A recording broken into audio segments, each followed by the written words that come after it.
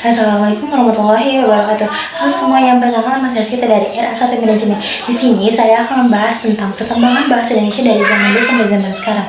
Nah, yang pertama saya akan membahas tentang bagaimana sih hubungan bahasa Indonesia dengan bahasa-bahasa asing.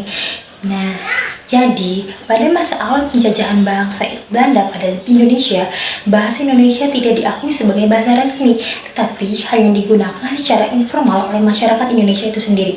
Sedangkan bahasa Belanda dijadikan bahasa resmi dan digunakan oleh pemerintah kolonial secara luas dalam bidang pendidikan, bisnis, dan keagamaan. Selama masa penjajahan Jepang di Indonesia pada tahun 1942 sampai 1945, bahasa Jepang digunakan sebagai bahasa resmi dan digunakan oleh pemerintah Jepang secara luas dalam bidang kepemerintahan, pendidikan, dan kemiliteran. Setelah Indonesia merdeka pada tahun 1945, bahasa Indonesia menjadi bahasa resmi yang digunakan secara lebih luas dalam kegiatan pendidikan, pemerintahan, dan media.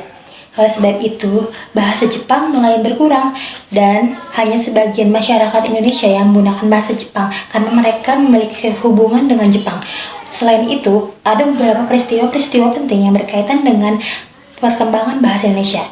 Yang pertama, pada tahun 1908, pemerintah Belanda mendirikan sebuah badan penerbit buku-buku bacaan yang diberi nama Taman Bacaan Rakyat. Kemudian, pada tahun 1917, diubah namanya menjadi Balai Pustaka. Itu ada seorang pemuda yang pertama kali menggunakan bahasa Indonesia dalam sebuah pidatonya, yaitu Yahya Datuk Kodjo.